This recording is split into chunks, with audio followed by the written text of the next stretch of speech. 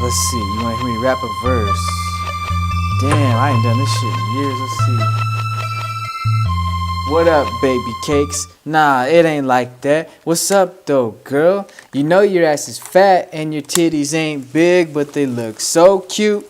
You work a 9 to 5 and got a pretty face to boot. And I've been watching you for a while. I'm not a stalker or a perv, but all my old bitches is really getting on my nerves. You like a breath of fresh air. Just looking at you is enough to make my day good. And I've been doing this for months, trying to make you know I'm looking. I ask around, they say you tookin'. And if I fuck with you, I'm asking for an ass whooping.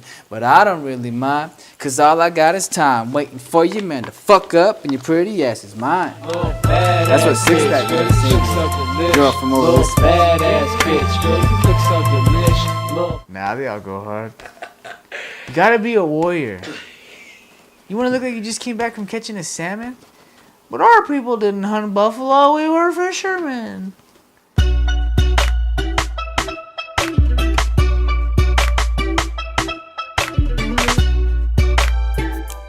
Well, I knew Big B and I knew of Big B, but we weren't really friends because like a long time ago there was a concert in 1999, and then I seen Big B rapping, and there was like a whole group and they were all like close to my age or whatever.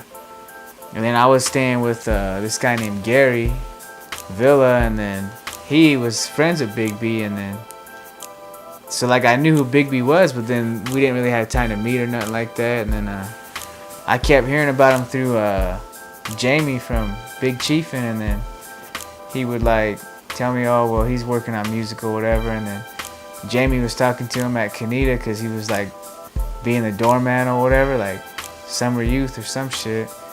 And then I was rapping with Nate Vicious too, and then he showed me some songs that he did with Big B or whatever, and then I always knew about him. And then I think it was 2006, they were gonna have a concert over there in Toppenish at the Heritage Theater, and then I told JSK to come because I had got a plane ticket for Superman to come, and then I wanted it to be like all the natives who I rap with, so I told Jamie to come.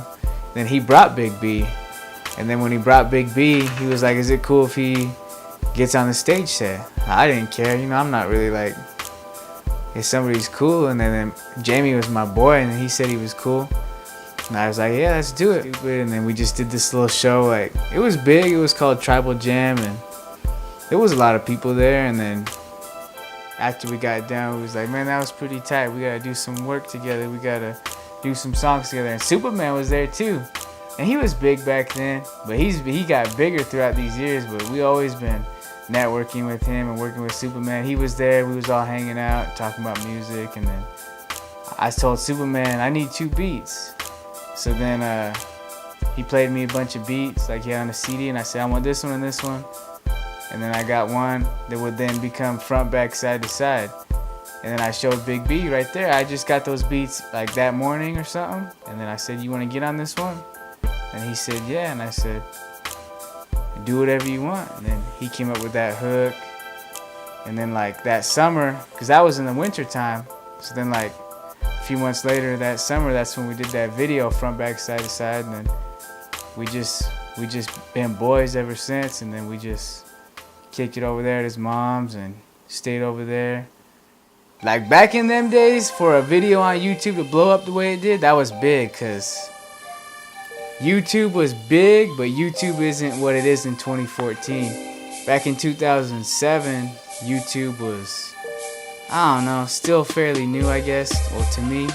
So that video blew up. Like there was people just saying dumb shit like, fuck these guys, and talking shit about us. Oh, natives on golf carts, that's stupid. But they don't know, we don't even give a fuck, man. We were just doing dumb shit because that's what we do dumb shit. But there was people who said a lot of good shit on there too. And then from there we just kept networking and working together. And we went to Las Vegas in, I believe, 2009. It was me, Big B, Sean One, Crispy.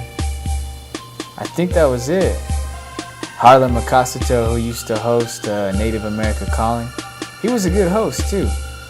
Man, he was He was drunk. He was faded. We've all been drunk. We've all been faded before. Well, not all of us. So I'm not saying that to judge him or put him down. That's just a fact. We had some CDs on the table we were trying to sell. You know, the Rezhogs are always trying to get a few extra bucks here and there. Always. So he comes and he takes his arm and he knocks all the CDs out of the way. Off the table. And I'm like, what the hell's going on? And then somebody introduced him like, hey, this is my friend from Yakima. This is Ryan Craig. You're from Yakima?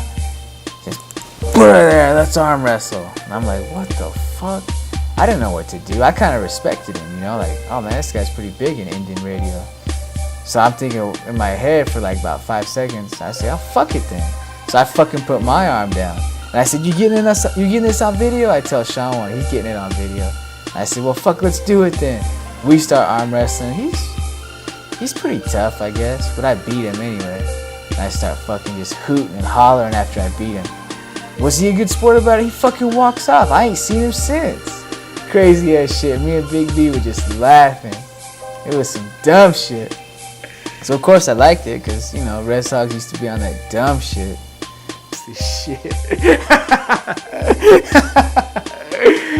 That's a good.